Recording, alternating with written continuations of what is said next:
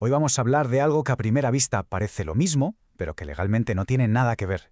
La diferencia entre tener algo y ser el dueño de algo. Es una distinción que se inventó en la antigua Roma, pero que, ojo, nos afecta hoy en día mucho más de lo que parece. A ver, para que se entienda bien, vamos a ponernos en situación. Imagina por un momento, eres un agricultor en la antigua Roma y tienes un campo alquilado, de ahí comes, y un día de repente llega alguien y te dice que te vayas, así, sin más. Tú no eres el propietario, no tienes el papel a tu nombre, pero estás ahí, lo estás trabajando. ¿Qué haces? ¿Te quedas de brazos cruzados? Bueno, pues los romanos se enfrentaron a este problema y la solución que encontraron fue genial. Claro, es que para poder resolver líos sobre quién tiene qué, lo primero es definir qué es exactamente una cosa para la ley. Los romanos, que eran súper metódicos, se dieron cuenta de que necesitaban poner orden, clasificar el mundo para poder aplicar sus normas. Y aquí entra la palabra clave de todo esto, res, que en latín significa cosa. Pero cuidado, para el derecho romano, una res no era una piedra cualquiera en el camino. No, tenía que ser algo con valor económico, algo que alguien pudiera poseer y disfrutar. Este concepto es, literalmente, el ladrillo sobre el que se construye todo el derecho de propiedad. Entonces, una vez que tenemos claro el concepto de cosa, cómo las organizamos, pues los romanos hicieron una primera gran división que es muy lógica. Cosas que se pueden tocar y cosas que no. Las corporales son fáciles, un carro, una casa, lo que se te ocurra. Pero, ¿y las incorporales qué son? Pues son derechos. Por ejemplo, el derecho a recibir una herencia o el derecho a pasar por el camino de un vecino. No los puedes agarrar con la mano, pero vaya si tienen valor. Y aquí se ve lo increíblemente prácticos que eran. Hicieron otra clasificación que tenía que ver directamente con la economía, con el dinero. Separaron las cosas en res mancipi y res nec mancipi. A ver, las mancipi eran lo más importante de su economía agrícola. Las tierras buenas de Italia, los animales de tiro como los bueyes, vamos, lo gordo. Para traspasar la propiedad de esto necesitabas una ceremonia súper formal, la mancipatio. Todo lo demás, el dinero, una vasija, la mayoría de cosas, era nec mancipi. Y se podía transferir con una simple entrega. Así protegían con más cuidado lo que de verdad les importaba. Muy bien, ya sabemos qué son las cosas y cómo las clasificaban. Ahora vamos a meternos en el meollo del asunto, en la idea que lo cambia todo. La diferencia entre tener el control físico de algo y tener el derecho legal sobre ello. Y aquí está la clave de todo. Por un lado, la posesio. La posesión. Esto es una situación de hecho. Es la pura realidad, quién tiene la cosa en su poder ahora mismo. Y punto.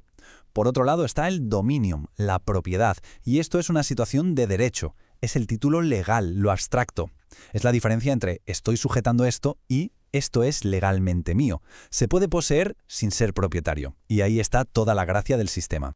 Entonces, ¿qué hacía falta para que la ley romana reconociera a alguien como poseedor? Pues hacían falta dos cosas y las dos eran imprescindibles. Primero, el corpus, el cuerpo, el control físico material de la cosa. Y segundo, el animus, la mente, la intención, la voluntad de comportarte como si esa cosa fuese tuya. Si solo sujetas algo para dárselo a otro, te falta el animus. Necesitabas cuerpo y mente para que la ley te considerara poseedor.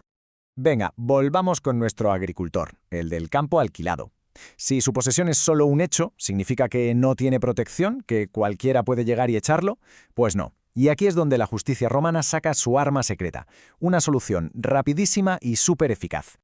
Esa herramienta era el interdictum. El interdicto. Podemos pensar en ello como una especie de medida cautelar urgentísima de hoy en día.